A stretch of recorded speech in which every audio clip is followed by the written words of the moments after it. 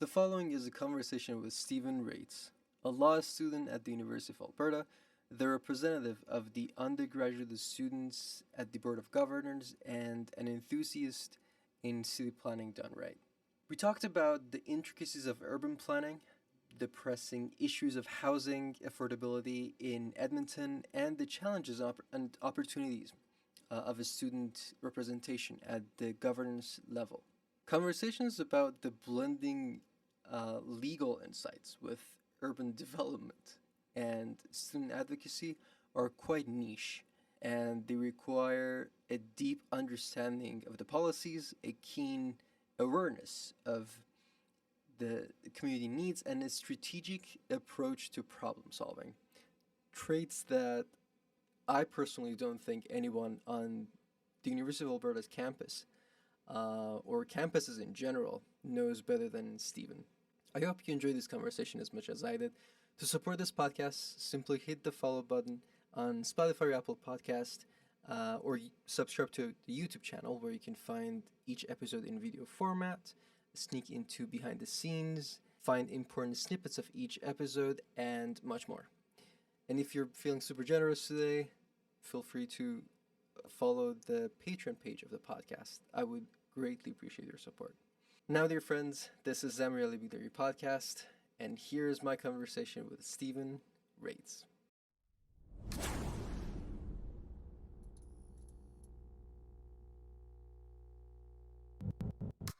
Okay, you are a student at the Faculty of Law at UofA. Yeah. And you're graduating. How are you feeling? I am feeling good. I feel like I've done everything humanly possible at the University of Alberta, basically. So I'm kind of like, yeah, work's done here. Time to move on. And really thankful for all the good times that have led up to this conclusion. Why law? For me, I worked as a planner prior to coming to law school, and at the end of my urban planning degree, so like all about built form, land development, that kind of stuff, city building, there was a little bit of me that was interested in law school. I was like, maybe I should go to law school just as I was completing that degree. I had a bunch of friends in poli-sci who were like thinking of doing that, and I really enjoyed, the conversations that I'd have with them and like the debates that we would have, and I'm like, maybe there's something there for me. But I was like, I should work for a bit first, and so I worked for a city just outside of Edmonton called Beaumont, in like an internship program. So I got to touch a lot of different work because it was like internship focused on giving you experience. Mm-hmm. And I found that I loved a lot of it. Really enjoyed engagement, writing policy, like doing all this different kind of work. But the stuff that like really got me the most interested, and like me probably the most uniquely interested compared to other planners, like the stuff that got me going the most compared to everything else, was that like legal aspect, like the law that underlaid like everything that happens when we build stuff, and the law that underlays everything in a community. Like that was just super fascinating to me, and I was like, I should do that because I think it's interesting and no one else thinks it's interesting. So I think I can make it interesting to everybody else. And yeah, going through law school, like a lot of the time people might come in and they're like, I want to be a criminal defense lawyer, or like, I want to be a big corporate CEO or something. And they kind of come to a realization through law school that they're like, I don't exactly know what I'm into, but now I'm going to go practice law and figure it out. And I found everything through law school has kind of confirmed the path that I think I want to go on, which is like, yeah, being involved with like planning, municipal law, like how does stuff get built in communities, like what are the rules of our communities at the very local level. That's what's interesting to me. Okay, perfect. We'll get into the types of advocacy that you do and you've done throughout your degree, which is quite a handful of stuff. But I wonder, I'm always curious about this. The thing about law and rules is that they take a long time to get accepted and approved, and if they have a problem, they also get a long time to get changed and updated. So it's really hard for a person who is motivated, maybe not hard, but just challenging to keep up the motivation. So how do you portray that? How do I like think about that? Yes. Or like, how do I consider that in my work?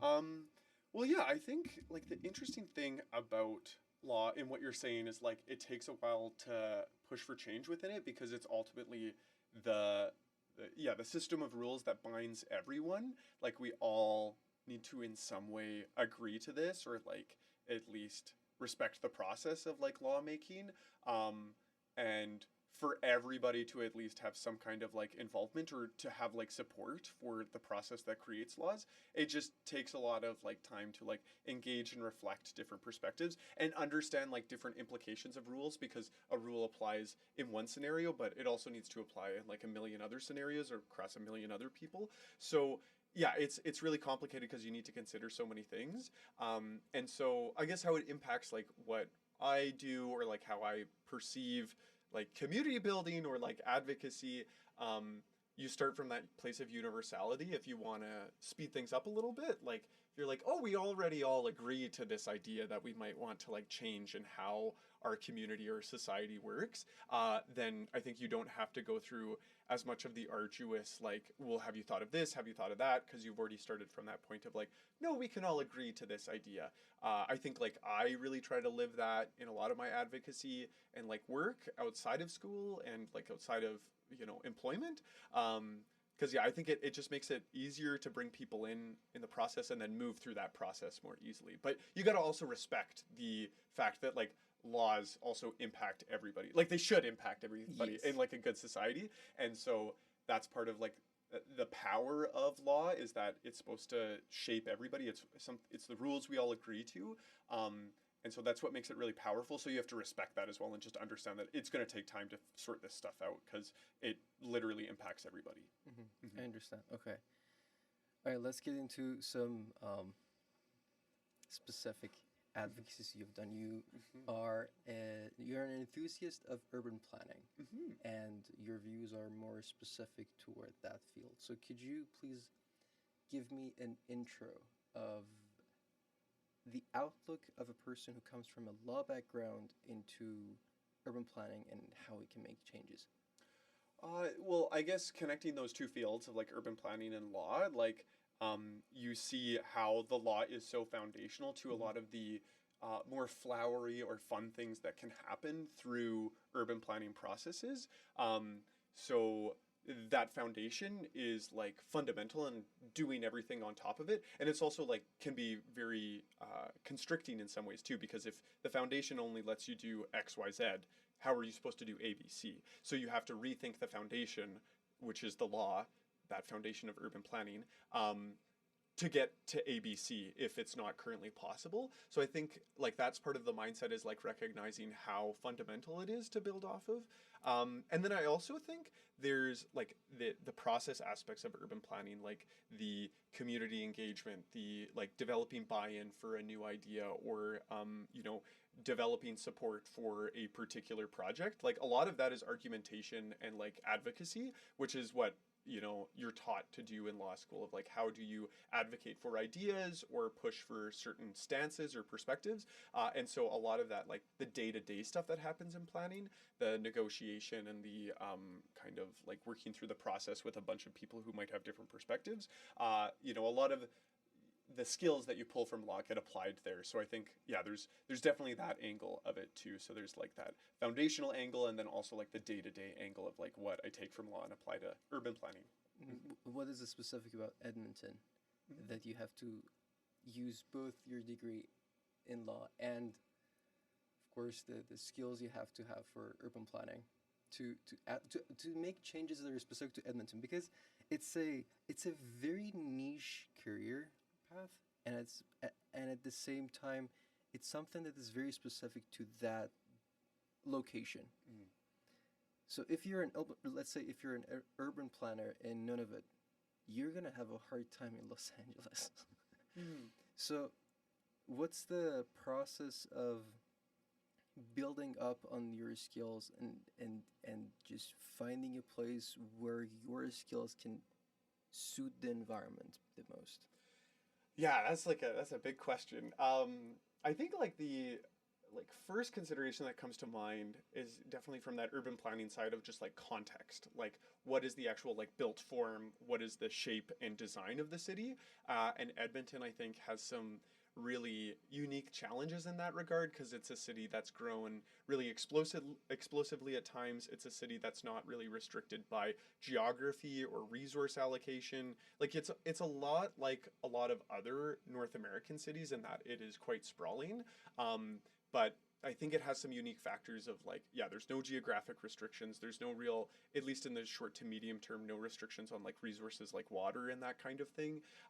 And also, I think, it being a Western Canadian city, a Northern North American city, it's kind of like on the outskirts of a lot of stuff. And so I think the community of people that live within that city also, develops a bit of a unique culture of like, of togetherness because we're very far out there compared to like all the other cities distributed across North America. So, that's the context that informs like, okay, how does that city look in the first place? Like that city is quite sprawling. That city is quite car dependent, like a lot of other North American cities.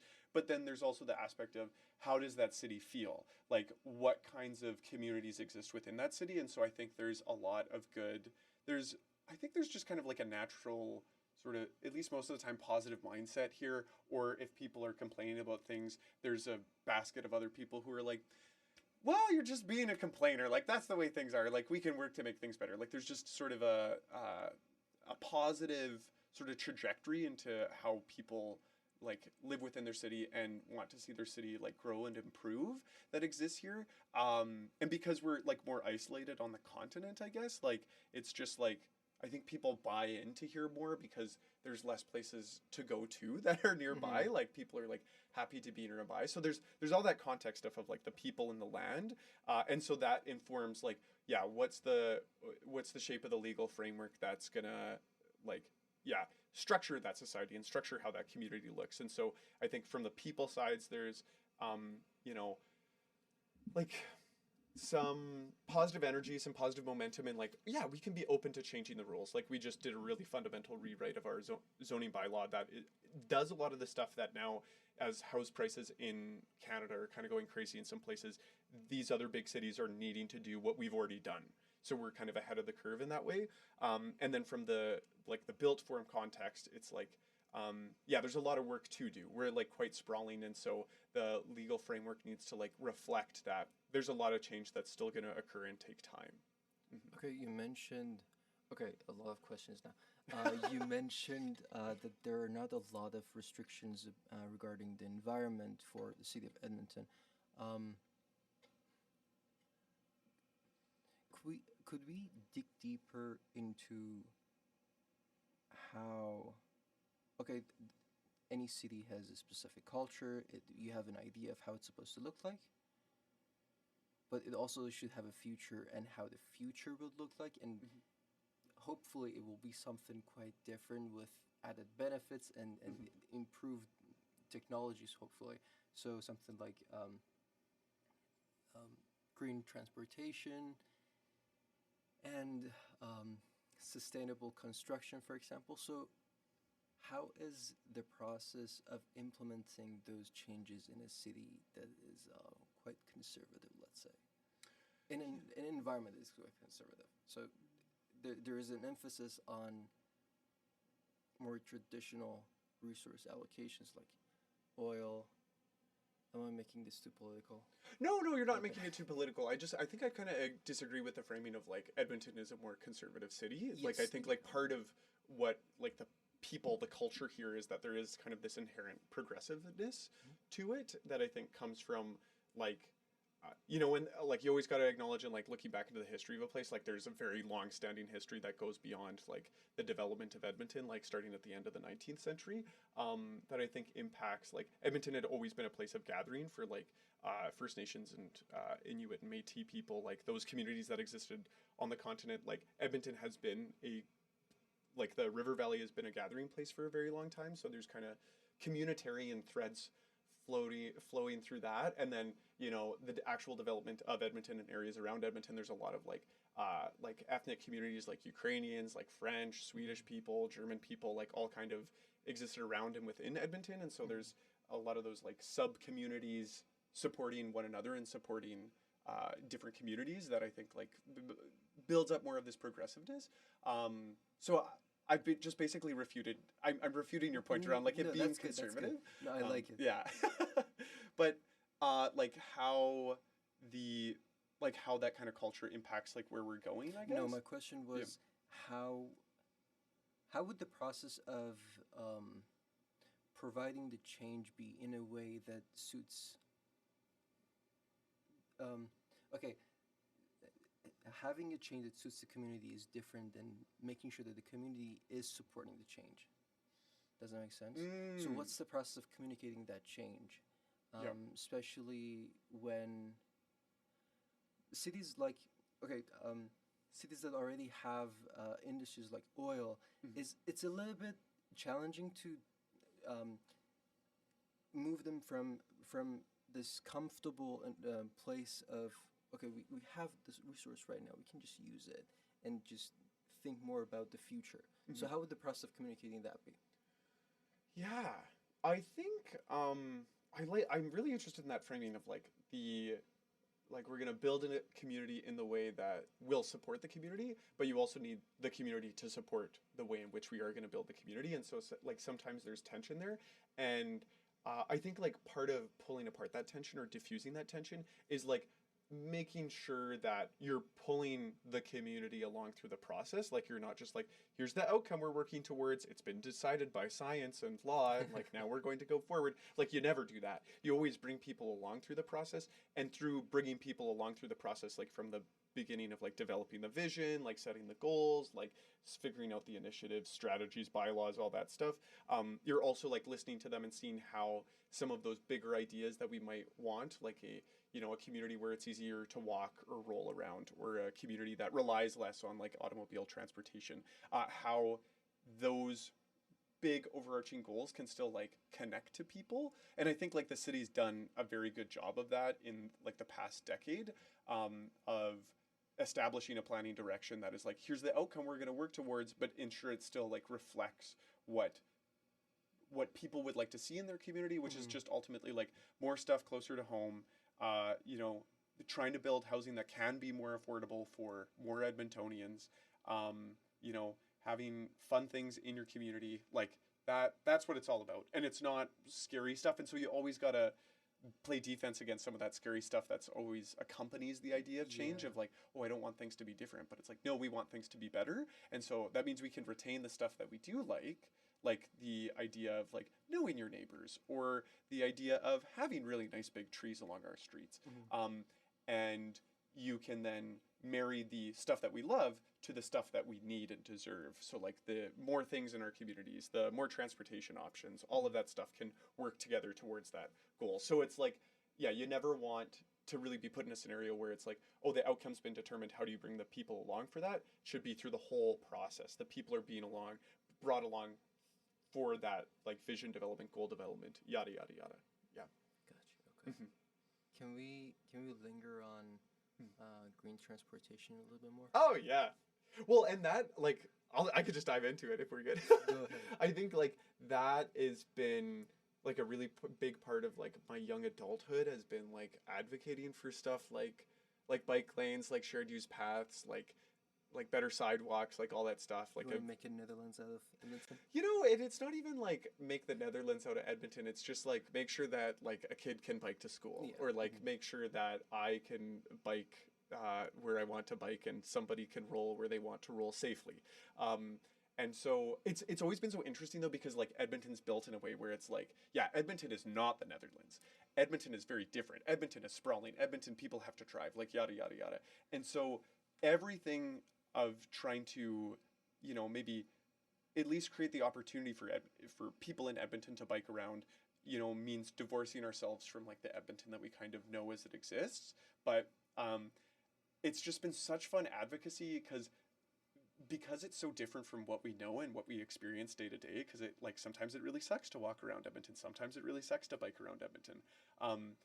You really got to bring people along for that journey to like keep the buy-in for it and like the political support. So you've always got to be like careful of like, yeah, it's not necessarily going to be bike lanes everywhere, because like I literally believe that would not make sense. That would not make sense in a lot of Edmonton. It's going to be bike lanes some places, but it's going to be shared use paths in a lot of places. It's just going to be better crosswalks in a lot of places. So like just the communications challenge of like pushing for a different transportation system when people are used to things working a certain way, is really fun, because it's like it really gets you to massage the message so that it ultimately reflects what we're going to build to, and it also ensures that we like bring people along for the ride too.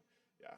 And it's also just like fun. Like people, like most people like to have a nice little walk or roll Yes. around their community. Like it's not like yeah, if we were like, I don't know, I can't think of an example right now, but it's just like people enjoy that kind of thing. So you have some of those natural hooks, and so then you just got to bring people along and communicate in a way where it's like, and it's going to work here. We can do this here. Uh, we're going to get that thing that we love and we deserve here. We just got to make sure we do it right. Mm. Yeah, yeah.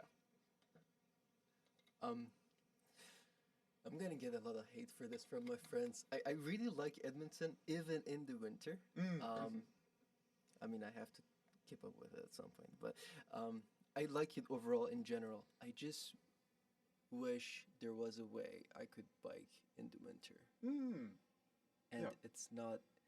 I don't think it's really facilitated. So, what do you think the city can improve on so we can hopefully manage that manage that happen a little bit easier, maybe? Yeah, I think like the city's doing a lot of the right stuff right now, and it's just like continuing to build out the capacity, that network, like making the option more available for more folks. Because like, yeah, sitting on the other side of the table from you, I can say like I bike all the time in the winter, and that's just because like over like the past 5 years, I've just grown more comfortable with it. And so you've got to provide a good like starting point for people, and so that good starting point is just like a cleared path that runs through a neighborhood that connects different locations and destinations. So the city's doing that. It's just like to make it available to more people. It's only available in certain parts of the city right now. To make it available to more people, you build out that network more. You ensure that the snow clearing is working really well. And yeah, I think you just give people like some opportunities to try it out too and like risk it. Cause like when I first started biking during the winter, it was like literally on a road bike. So I was like biking on like ice with like skinny tires, and like it was my dad's old bikes. Yeah, it was dangerous. And like I didn't hurt myself or anything. Like I might have fallen a couple times, but like there was enough bubble wrap built into the system where like it didn't hurt myself. So like, you might get people who are like, oh, I'm going to try it now. And then they hurt themselves or get hurt by like getting in an accident or something. And so then they never actually, become that full rider in the winter. And so, yeah, we've got to make the system safe enough for people so that they can take a little bit of that risk and get more comfortable with it over time, because like that's ultimately what I was able to do. And so we just got to create that experience for more people. I see. Okay. I'm glad that you like winter though, because it's like we live in a northern city. There's gonna be winter, and I used to hate winter growing up. I was just like, it's cold, my hands get cold, and as I became an adult, I was like, I'm never going to leave this place, so I might as well just find a way to love it. And like now, it's just like going for long runs in the winter when the sun is like shining in the sky, even when it like snows on a day like it is today. It's like, oh, that's precipitation. That means that like it reduces the direness of the drought that we're in. Like it's just trying to find the silver linings in everything that's going on. I just really like the River Valley. Yeah. I think usually, if the exams are not too hard, a walk with a hot chocolate, I wouldn't mind the cold. Okay, I said I don't want to make this too political, but I do have the question Oh, of yeah. how much of political pressures do you think influence the design of cities and the decisions that take place regarding the overall culture that the city is built on? Yeah, I love this question. Because yeah, it's a spicy question. I think just stewing on it for a second. Like because planning is all about communities. It's all about like how do we plan for a neighborhood to live together. There's inherently politics in that, because politics are people organizing for a certain stance or perspective or vision. And so the politics, I think, very much influences how planning operates, because it determines like what's the window of possibility here. Like, and going back to rules, like the politics will influence what's like the range of feasible outcomes within what's allowed in the land use bylaw. Like the politics is going to influence that. So there are some places where certain groups might be really well organized, and they're like, we only want single family homes. And that's the zeitgeist, and that means that the zoning bylaw is going to be pretty narrow for many communities, and it's going to be only possible to build single family homes. Is that really possible? So people in a community say we just want single Yeah, well, and that's how a lot of our cities have been built too. Wow. Yeah, I did and not know that. yeah. And it's like it's a lot different from other places across the world, but like that's a lot of North America is just been built in that way. But like Edmonton has now taken steps where I think there's other groups that have been really well organized that have been like, no, we should be able to build more kinds of housing in our communities, not just single family homes, but like anything up to a couple stories of like apartments and that kind of thing, like 8 units in an apartment on one lot. And so yeah, it's very political because like either people's different visions of the city are contested in what the rules are. And yeah, so there's that. And so like any kind of like local engagement event that's like this development's going in or like we're rebuilding this road, all of that's political because it's it's people have different visions on how it should occur, and so only one of those visions is going to get built and paid for at the end of the day, so it becomes political. And so I think like planning kind of becomes a way to like manage that political nature, like, or those political processes within an overarching like development process of like you have time to have input, you have time to negotiate, you have time to make a final consideration, put it up, and like a city council is making a lot of these decisions too, like of what the land use bylaw is, or if we're going to make a specific change to the land use bylaw, or if we're going to make certain spending decisions within our city. Like it just becomes political because like a local decision maker makes a decision on it. So yeah, it's all very political. I think that's one thing that I've kind of realized the more I've gotten into planning of like, yeah, it is very political. And there's certainly like an art behind it. That doesn't mean that it's like, oh, it's just all influenced by politics. Like there is, I think, like a core of planning that is like, yeah, strong process, strong understanding of best practices, you know, a strong praxis overall, that is then managing like the political discussions that we're having about our communities.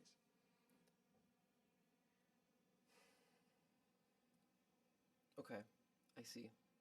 Was that the right answer? Yes. I'm trying to formulate my question now. Yeah. Okay, we'll talk about your involvement in student politics later, but do you see this involvement of politics in urban planning as a headache of your job as a future person who's in the field, or are you going to be in the field, by the way?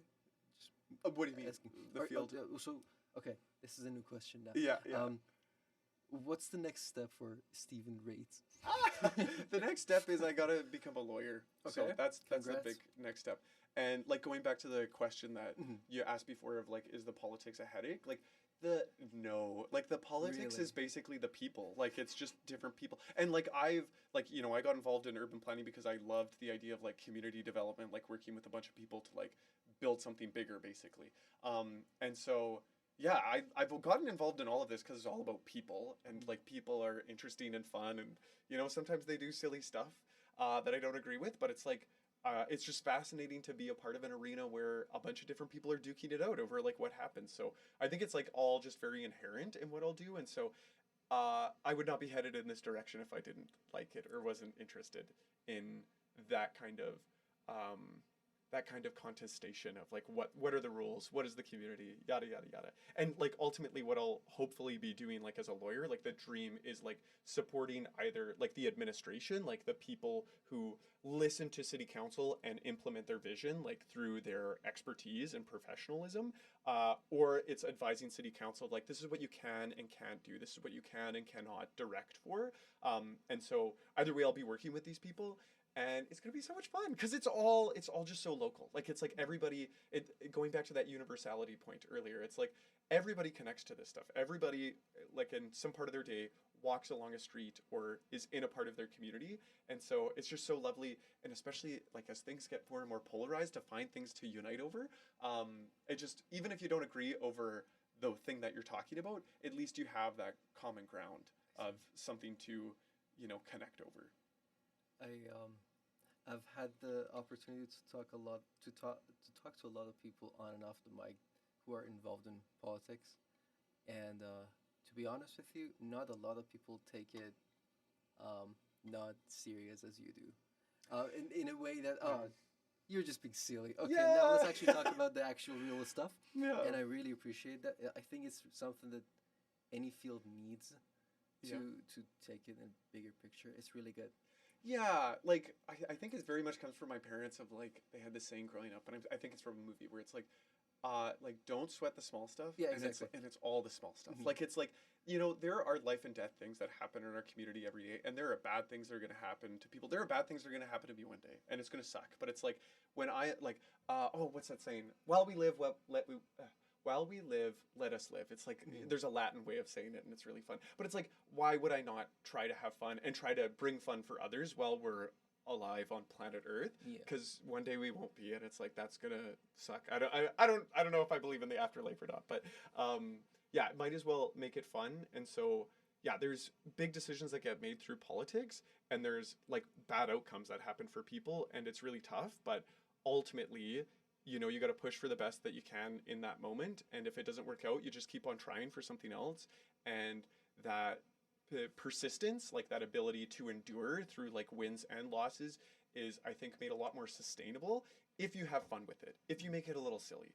Yeah. So I don't know, it's worked up to this point, but I'm only 27 years old, turning 28, so I could become a grumpy old man one day. Who's to say? Okay. Now let's jump into the University of Alberta a little. You have for the last year you've been the representative of the Students' Union at the Board of Governors at the University of Alberta. Not exactly. I've been the undergrad rep for the Board of Governors. So I've Undergrad rep, not, I sit on Student Union Council, but I'm you're not not actually part of the Students' I Union. see. I see. Yeah. Okay. We're all part of the Students' Union because we're all undergraduate students, but like I sit on the Board of Governors as just a general undergrad rep. And Representative from the students. from the students, yeah. Gotcha. Yeah, Okay. yeah. I see. That Yeah. would make more sense. Yeah, Okay. yeah. It's all good. Okay. How has it been overall? It's been really good. Like I think I just came into the role with a lot of experience and like knowledge, not knowing everything, of course, but just like came into it with like, you know, had been on campus from 2014 to 2019, had seen a lot of stuff occur, had come back to campus 2021 to 2024, continued to see stuff occur, had been involved all along the way. So like I kind of had a good understanding of like the files that the Board of Governors talks about and like the projects and decisions that they make.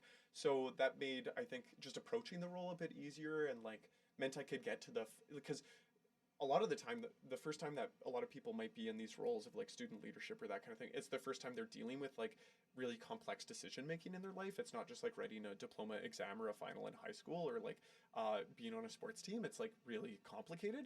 And so a lot of the time people get worn down in these kind of positions because they're like, I just do not have a grapple on what's going on yet. And so I came into the position having a good grasp of stuff. And so the year just really flew by, though. I think that's kind of like the converse of like, oh, I was ready to do stuff, but there was only so much to do because it's just like there's only like, you know, 20 to 30 meetings that I attended overall. And and there was specific things set for a lot of those meetings. So it's like only narrow windows of influence and that kind of thing. So it was kind of fun to be given that problem, like make complicated decisions and be strategic about when you try to like raise student perspectives and concerns, which is like something I, you know, almost always tried to do depending on the situation. And so it was fun to have that like, yeah, kind of like strategic, like, conundrum, like how do I approach this? It was challenging. It was like good to learn through that. And it was also just like fun to meet so many people. Like you get to meet the other governors on the Board of Governors, and they all come from different perspectives and different backgrounds. And so it was interesting to learn from them and see how they viewed the university. It was like really fun to bring that student perspective to them. And it was fun to then like go out from the Board of Governors and be involved in the community overall too. And like hear from students, like here's some of the issues, like here's what I'm facing, and like trying to translate that into the complicated decision making that the Board of Governors does. So it was a fun year, but it was a fast year. Yeah. Fast. Okay. Yeah. It's in here, right? Yeah.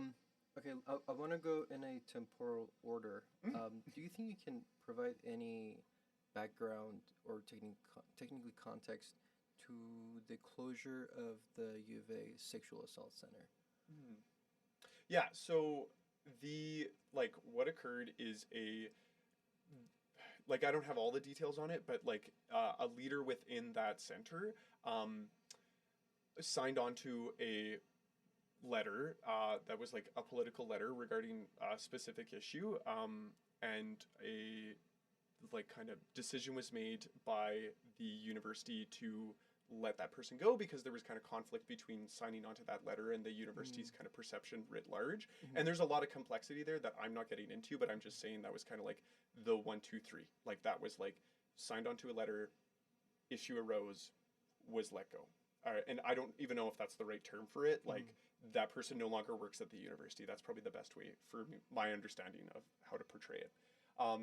And so there were still people working at the sexual assault center, but because they did not have that leader position like fulfilled, they were at reduced capacity. And so they're not providing the same level of service, and they're working to build that back up. And to my understanding, they're doing hiring for that right now or have done hiring. And so there's like the door is closed in some ways because they're only providing online support, or they had only been providing online support, but there's not like a closure in the sense of the other word of, or the other meaning of the word, where it's like that is not doing anything. It's not meeting the community need. Like we know the community need exists, and that something needs to, like these supports need to be available to folks. And so when that capacity gets pulled back, it's really concerning, and it needs to be built back up really quick, because we know even if it's at maximum capacity, it's still not satiating the complete need that's out in the community to respond to sexual assaults and that kind of thing. And so, yeah, that's probably like my best way of describing it. And I probably even muddled a couple things in explaining it, but yeah. Okay, gotcha. Okay, now let's talk about your favorite topic, the tuition. Yeah. So, first of all, let's go for a context. Let's go for a quick context. Why is the tuition increasing every year at UofA? Yeah, so we go back to history, and Alberta is a pretty unique tuition context because, let's go back to the Constitution. Let's go back to the rules that we all agree to. Like, post-secondary institutions are kind of creatures of the province. They're things that are set, and they're institutions that are funded and kind of governed by different provinces. And so Alberta, over the past 150 years, has had a specific approach to universities that's different from other provinces.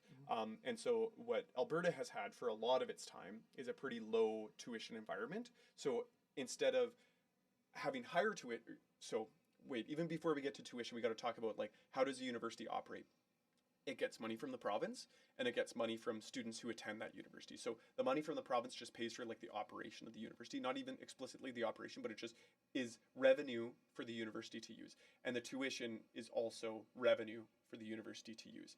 And now the system that Alberta has used over like a long period of time has been like a pretty low tuition jurisdiction. Like the province is footing more of the bill for universities across Alberta. And that's the way that things have been done. And that's because we've been a very wealthy province. We've been able to afford this kind of thing. And that's just like a certain decision that's been made by the province over successive generations. And just to go back a second, like provinces fund universities because universities provide a public good. They educate people. They get people ready for the workforce. They get people ready to invest and like be involved in their community. They help create knowledge and like cure cancer and like all this shit. So like, it's like universities are really important. We should generally fund that kind of stuff because it has all these spurious positive benefits for society. However, like tuition also plays a role too, because it's like individual students reap a benefit for receiving that education. And so having like a sticker price on that is like just part of the deal, I guess. Like there are places where there's free tuition and it's just like the province would be funding us 100%. We don't exist in that right now. I don't think we have a government that would push for that kind of thing, and I don't even think there'd be other political parties that would push for that kind of thing. So we're kind of in this place where it's like there's going to be money coming from the province and money coming from students.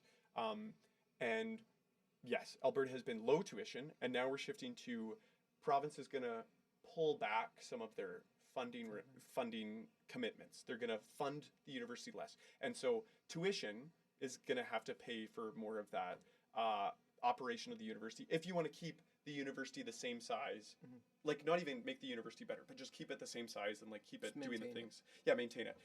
Because if there's less money coming from over here, there's more money that needs to come from over here.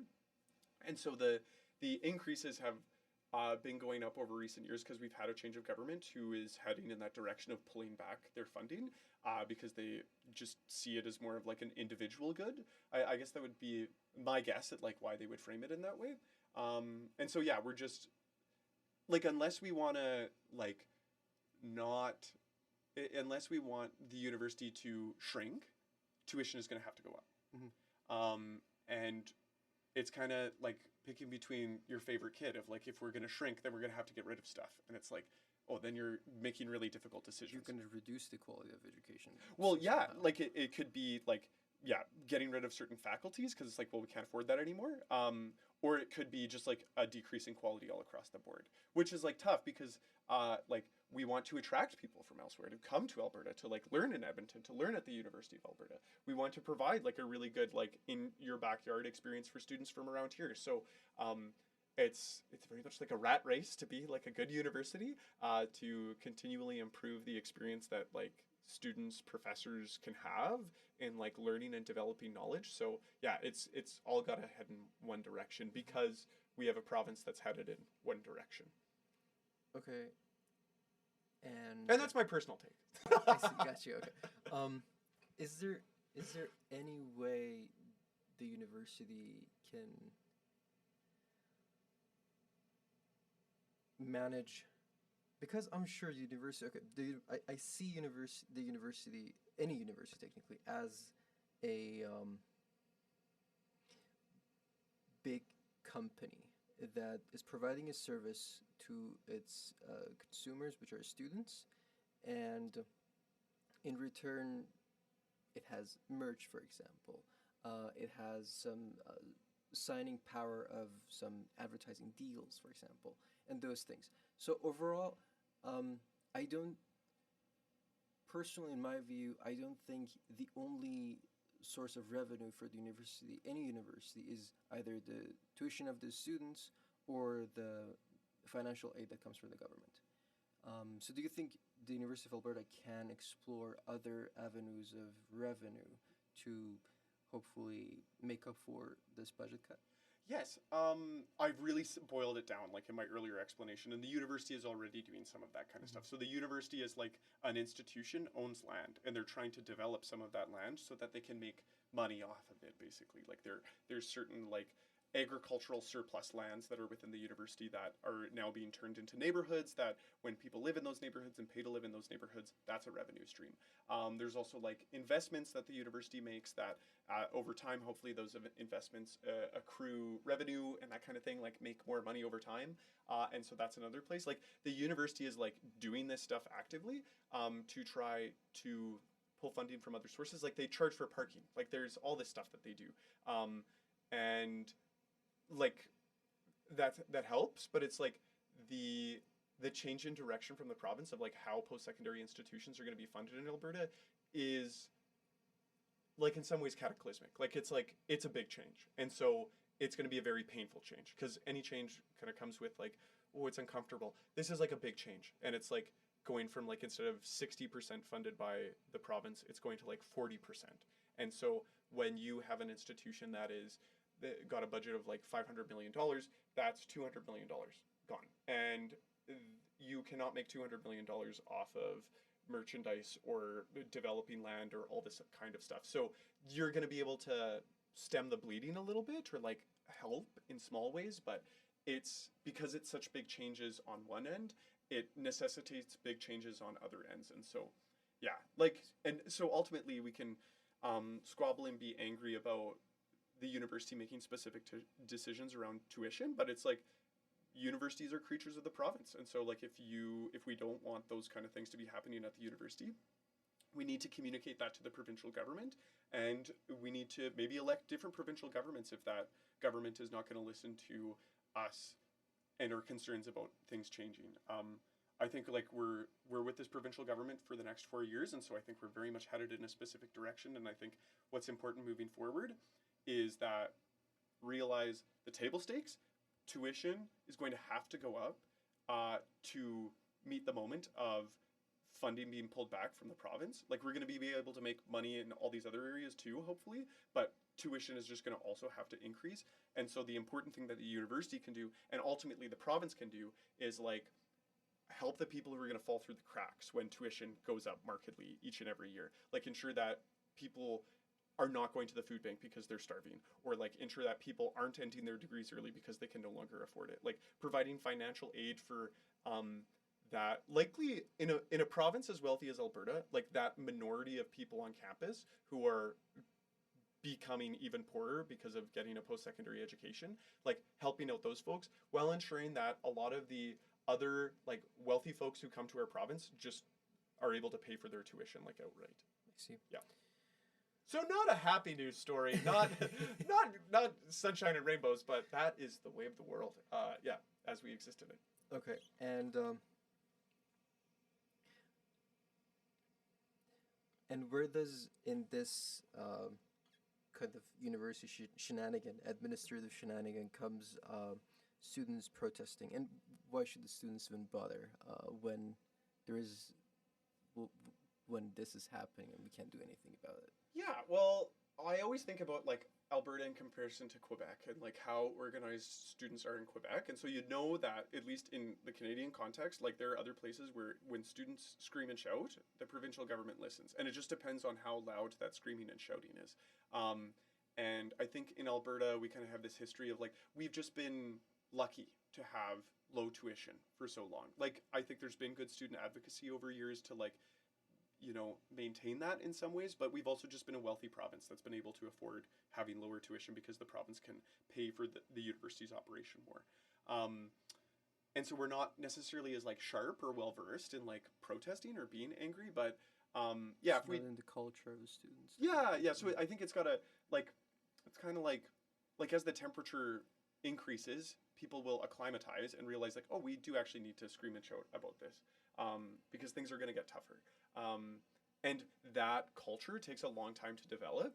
I think I've seen that culture like evolve and like the student leaders who get evolved from like when I think back to 2014 to 2024, like I've seen that evolve over time. It's not linear, it's not all one way, but it's definitely growing. And so yeah, I think like students could not, but it's like it's just going to be even worse then. So do you want something that's terrible or something that's less bad? Less bad. That's what I would say. And so less bad just takes a little bit of effort of like showing up and shouting from time to time. Because ultimately, like it goes back to what I just said about like you got to communicate that to the provincial government that like you can't do this. And ultimately, like for domestic students at least, you know, we have a 2% tuition cap right now. That's something this provincial government did.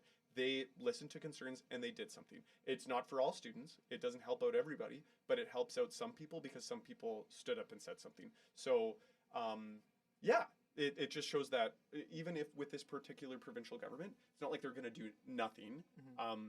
You know, so long as you come to them with proposals or asks, they'll consider it and sometimes they implement it. So yeah, I think it's worth standing up and shouting. And when there's elections, like consider your two options and see which one is better. Talk to both of those parties and say like, what are you going to do for me as a student? There's always this like timeline difficulty, I think, with being a student because we have elections every 4 years. You're a student for 4 years, so it's kind of difficult to. It's once in a lifetime. Yeah. You like it's difficult to be a motivated subpopulation for provincial parties to respond to, because you don't exist. Like seniors always exist. Students always exist too, but it's much more ephemeral. You're here and you're gone. So yeah, it just I think requires the advocacy to be sharper and the organization to be even more, fast and ready to rumble. Yeah. Okay. Okay. Now I think we are in the same page about this. The question I'm gonna ask now. I know that student politics is similar to actual politics, and there is a beautiful dance of power between the students and the administration of the university, and you can't just be like, oh no, do this or otherwise I'll grab the students, we'll protest in the morning, because relationships have been established, trust has been established, right? At the same time, I think, this is not a roast to the student union, but I think considering the overall political weather coming from the provincial government and their decision on reducing the budget that they will allocate to post-secondary educations, it was quite obvious that this year we are going to have another wave of tuition hikes. So why didn't the student union, more specifically just as the main student body, provide a more centralized maybe channel of students protesting maybe in a more organized manner a little bit earlier than just a week before the budget for the University of Alberta is going to be approved by the Board of Governors. So I think these small things are intricate details that, at least to me as an individual student, doesn't seem what's the word? It just seems like, okay, I think we're just too late now. Like we didn't start on time. Next year we should start on time, and then next year there is another team, and this trust has to be established with the provincial government, with the university administration, and same thing technically. Yeah. Well, I think this year there was stuff done. Like there was a letter writing campaign. Like that's 1,000 letters to the president of the university and Yes. the chair of the board of governors and the premier and the minister of advanced education. Like that has an impact. That had an impact. Yeah, I think this year from an organizational perspective, like this is also something that occurs every year, and I think administration is starting to smarten up to this and like understand, because in recent years the engagement for the university budget, it's gone better. Like the people who are vice provosts and provosts and that kind of thing, they're improving that end of things, of at least listening to students, like providing them an opportunity to go to do an open house or a town hall or fill out a survey. Like that kind of stuff is happening better. But what occurs is that happens between October to January. And we don't know what the provincial budget is at that point. So we're actually not sure what the exact numbers are going to be. And it's a long period of time when lots of factors are at play. And so we're not really sure what the province is going to do. They could do this, they could do that. We'll consider your feedback. It kind of depends on like XYZ factor. And then the provincial budget comes at the end of February, and then the university passes their budget at the end of March. And so there's a tighter timeline between, or like after all this engagement occurred, when we actually have the numbers where we could be more specific or methodical about like proposals. It's a much tighter timeline, and a lot of things already get baked in. And so I think in future years, they're going to do that engagement well, but they're also going to listen to like student perspectives on like what specific forms of financial aid should we be trying to focus more on to ensure that students don't fall through the cracks. Like they'll be more open to that instead of just open to like apple pie statements about like what you think about tuition. And in that specificity, I think there's more solutions that come out of it and more specific things that people can advocate for, because I don't really think we had some specific things to advocate for going into this budget, but we didn't have time to like develop that with students or bring students along for the journey to like ask for those things. And so then people might have been like, well, what are we asking for? Like tuition is just going up again, like blah, blah, blah. When I think we have a whole year of doing that as a collective and working with the university, I think we have a better chance of like implementing improvements. There was another aspect of this that I was thinking about. Also got to recognize the context of like this year for domestic students, like tuition was only going up 2% as opposed to 5%. So there's just that like dollars and cents component that is less stressful or feels less stressful for folks. So people feel like they don't have to scream and shout because it's like, well, it's only 2% this year. Yeah. Okay. Let's talk about the 2% cap and the different technically tuition models that the domestic students have and international students have. Yep. Based on my understanding, let's say I'm an international student who got enrolled in UofA in 2023. I will be given a guaranteed tuition for the full 4 years. Let's say it's $30,000, and every year I'll just pay that. Yep.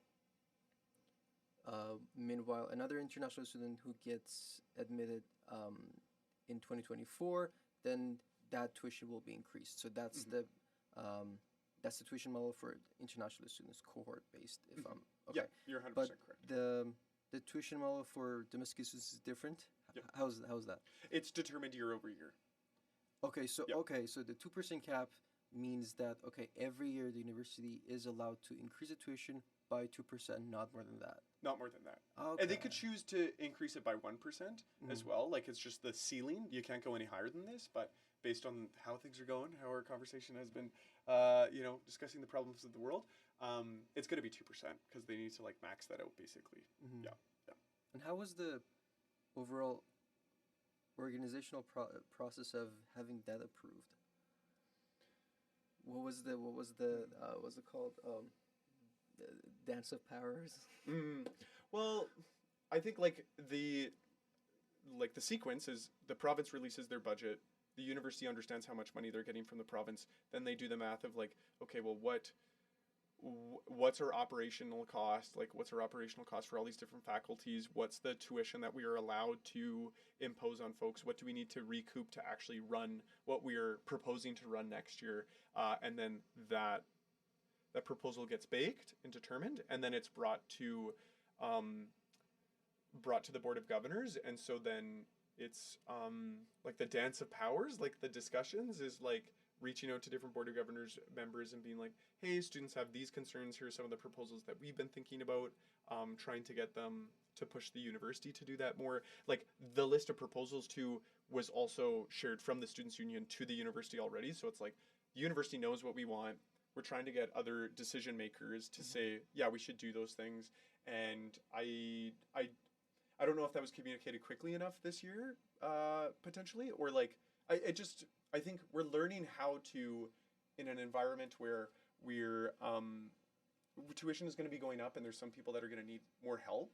We're still trying to figure out how to create those specific solutions instead of just like a broad, like tuition freeze or like being against exceptional tuition increases. Like it's, instead of being against stuff every year, it's like, how do we actually figure out how to create stuff? And I think this is one of the first years where we're like really creating a suite of options for the university to implement. And I think we're still learning how to do that, as opposed to just being against stuff.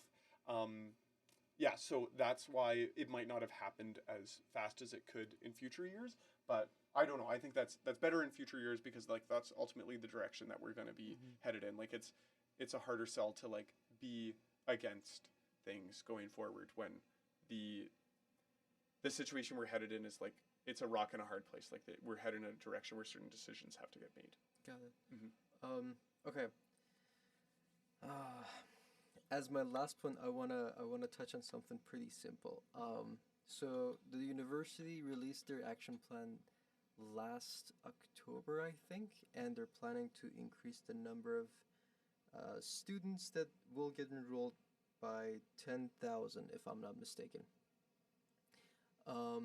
Meanwhile, there is a housing crisis in Alberta and to some extent in Canada in general.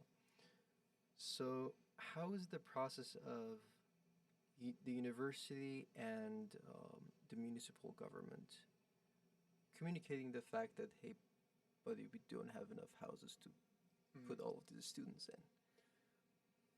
Yes. So wait, between the conversation between the provincial government and the university? No, municipal government. Municipal. So Okay, Edmonton, perfect. for example. Yeah. Because I think if that's communicated, there will be a higher quality of decisions to be made instead of the government of Alberta talking to the University of Alberta. So.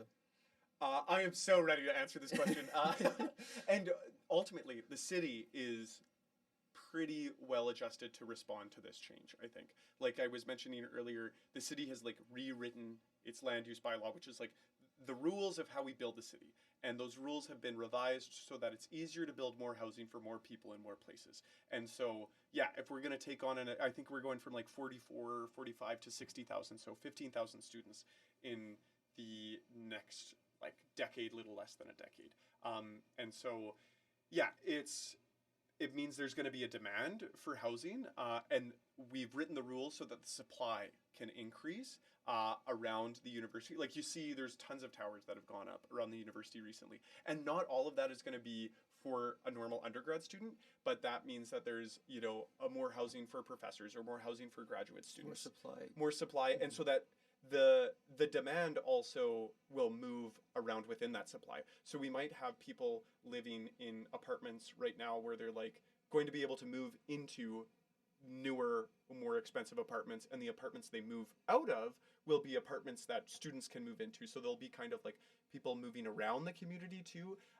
I don't think it's perfect. Like I think there's a world where, rent continues to increase, like tuition continues to increase, but compared to other jurisdictions across Canada where there are real crises occurring, we're probably best adjusted because we've rewritten the rules to accept more people coming into our community. And yeah, the city literally has like a broader, not just like the rule book for the city building, but we also have like a broader vision statement of like, here's the kind of community that we want to build and exist within. And that's all about like, how do we grow to 2 million people over time? And so we're planning to welcome like 1 million more people. And so 15,000 people being a component of that is already kind of like imputed over within like the overall, vision we have for the city. So I think we're doing good. I think there can always be more communication between the municipality and the university, and I think it will become more commonplace for that to occur because things will get tougher for Edmonton in future years, and things will get tougher in Alberta over future years. Like, we will not always be the wealthy place that we have been, so when times get tough, then we need to find ways to work together, rely on each other's support, work in concert to push for change. I think a lot of the time when the big initial cuts happened to the University of Alberta, like, people just hadn't experienced that in Edmonton and hadn't like realized what the knock-on effects of that were going to be for the city of Edmonton, for the Edmonton metropolitan region. Like, we just didn't realize what was going to happen because it never happened before. Now that that has happened, and it will likely happen again in some ways, people will be more motivated to respond and work with one another. So I think the communication channels will like be strengthened. Mm-hmm. So yeah, I have faith. I think we've got a good plan in place. We've got a good framework. We got a good council. We'll probably continue to have a good council so long as students are organized leading into the next municipal election. So that's that like influence part of like students should scream and shout about stuff, and that's an opportunity to have influence to ensure that the housing situation that exists around campus and across the city writ large continues to be as positive as possible. Mm-hmm. That's what I think, at least, though. Yeah. No, I see where you're coming from. I see. Okay. Yeah, that's technically all of my questions. Sweet. Thank you very, very much for this conversation. I really appreciate it. I congratulate you on finishing law school. It's a long process. Yeah. It's a fun process, though. People love to bitch and complain about it, but it's been such a hoot and just been so lovely to be back on campus. So it's so great to have been on this podcast, and it's great that you do this work in like stitching different parts of campus together. I think it's awesome. So yeah, I'd love to be a part of it. Love to be a part of it. And I just wanted to thank you from the behalf of all the students. You did amazing as the Board of Governor representative. This year you made the most boring things very, very entertaining, and just an absolute bundle of energy to just watch and be like, this is great, this is amazing, I can watch this for the day. That was literally my goal, so check mark. Mission accomplished. Awesome. Yeah, sorry I couldn't get tuition to go down 500%, but at least we had fun. No, that's... as a member of the University of Alberta, I am very glad that you were the Board of Governor representative this year. Well, and I think we can be glad about next year. We'll have Adrian in that position and Lisa in the Students' Union president position. So I think we're got good things coming in store still too. Yeah. So I'm looking forward to seeing what happens from a distance next year. I hope so. Yeah. Okay. Perfect. Thank you very much, man. Thank you. Thank you for listening to this episode of Amirali Bigleri Podcast. Now, I'd like to finish this episode by a quote from Walt Disney. Whatever you do it well. Do it so well that when people see you do it, they will want to come back and see you do it again. And they will want to bring others and show them how well you do what you do.